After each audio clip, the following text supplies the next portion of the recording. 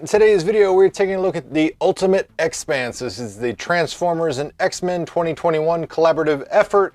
Previously we've seen collaborations with Gigawatt, the Back to the Future DeLorean, as well as Ectotron. Very cool collaborations. There's also a Top Gun one out there. This one differs a little bit just because the packaging is not mimicking the retro G1 Transformers box art, but rather this is a little more akin to the old school Toy Biz toys of the 90s with the X-Men, and that is very evident when you look around the sides and you see the 90s animated images of Wolverine and Sabretooth. Around the back side of the box we get a picture of X-Spanse, or Ultimate X-Spanse rather, in his vehicle mode in the Blackbird, as well as his transformation robot mode. It does come with two little mini-mate accessories of Wolverine and Sabretooth. It is a pretty big box, so if you're in the box collector, just keep in mind it is 16 inches wide and 9 inches tall, but I'm not an in the box collector. I gotta take these toys out of the box. Even though this is some nice looking artwork and design overall, we gotta get them out of this plastic prison. All right, here we have Ultimate X-Spanse. So the retail price on this is $64.99, which is a little bit pricey, too pricey in my opinion, honestly. There's no die-cast parts on it. It's completely plastic. I ordered mine from Target and I was able to get it last week. There's pre-orders, oddly enough, on HasbroPulse.com, so I guess Target had the first initial wave of released product, and now everybody else is getting it a little bit later in April, according to their website. But I mean, it's a gorgeous looking figure. Just $65 is kind of a hard pill to swallow, but here I am, I spent the $65 because I'm a Transformers and X-Men uber nerd. So anyways, it does feel sturdy enough. So like I'm picking it up at the weakest point, which is, the front towards the cockpit, but I can pick it up, hold it, and it's not falling apart. The wings though, specifically, I mean, you can see how floppy that side is.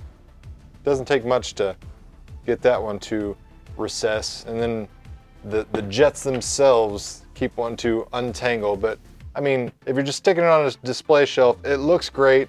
Like I said, it is a rather large figure, so it is right at about 14 inches at its longest point, and then if we're going widest point to widest point, it is close to 10 inches wide and relatively short. I mean, it's only close to maybe 2 inches if you're not including the top fins there. As far as how it scales and looks with the other figures, so we got Marvel Legends 6-inch Sabretooth and a Marvel Legends Wolverine. So if you've got some X-Men figures to display, this Blackbird will look cool, but obviously it's not going to scale appropriately, but it will be a nice little accessory. Speaking of accessories, let's see what we got. So we got this little 1-inch Sabretooth figure. No articulation or anything, it's just one piece of plastic, and like I said, it is 1 inch, but he does stand on his own right there. And then we have a Wolverine figure that is also 1 inch tall. Now this one is really odd to me because somebody at the factory was sleeping at the wheel, because they painted his jaw with a hint of green instead of yellow, or maybe it just got rubbed or something, but he has a very green jaw here. Obviously it's supposed to be yellow according to the box art anyway. I don't know what they were doing. Like I said, it's a minor gripe, because honestly, like I said, this is just a little miniature accessory.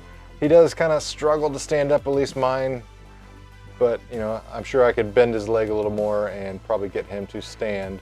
Right now he seems to be a little off balance and just keeps wanting to topple over.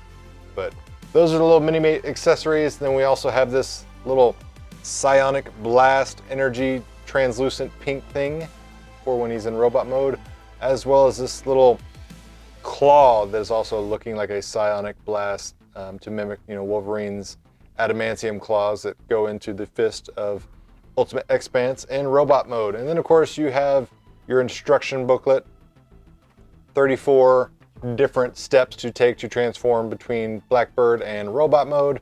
And then the last little bit is this little, looks like psionic energy shield thing that's supposed to go around the backside of Wolverine according to the instructions. Just kind of clip around his waist. I don't know why you'd do that. I don't know why anybody would want to use that, but it's there should you need it. So let's go ahead and transform Ultimate X-Spanse into the robot mode, shall we? All right, and here we have Ultimate X-Spanse in his full-on transformed robot mode. So got his accessories installed there. He's got his, translucent Wolverine claws. He's got this optic stabbing sword, dagger, whatever you want to call it. Still has open palms, so he could put other things in his hand if he wanted. He's got pretty good range and articulation at the arms, the shoulders. Everything rotates, bends, upwards, outwards, spins 360 degree. He's got these two platforms up top where you can put the little miniature mate figures. There is no peg holes or anything to get them to actually stay on there, so it's literally just going to be a balancing act. Around the back side, the Blackbird itself folds up, and you got these extra little wings, so to speak. So he looks really cool in my opinion. I like the way his legs, knee joints, everything twists, turns, bends. The exhaust ports of the jet themselves end up being kind of like his kneecaps. Everything looks great. He's got this nice, X brace across the chest. His head does rotate, look up and out, and turn left and right a little bit. And the visor actually does come down, make him look like Cyclops a little bit. So that's really cool. Overall, I am impressed with this figure. I think they did a really good job. As far as transforming him, he is rather difficult. Definitely not something that the kids are going to be able to pull off. Even for adults, I recommend following the instructions because it definitely does get a little squirrely as far as trying to transform him appropriately.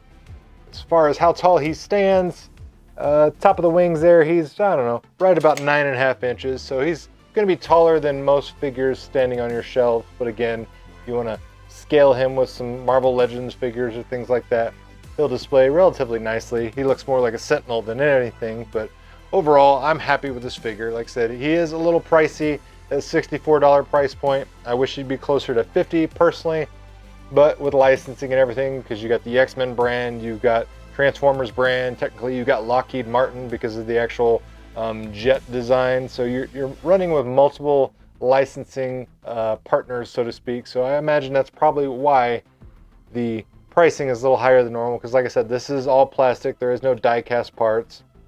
Paint detail on here is pretty good. Like I said, the yellow really pops, the red, the blues, even the pinks here on these, swords and claws. Overall, very, very good figure, and I'm anxious to see what we get in future, collaboration mashup releases from the Transformers line. I'd love to see a Jurassic Park Jeep, but I know that's a Mattel line, so that's likely not going to be something we see, but, fingers crossed, money talks.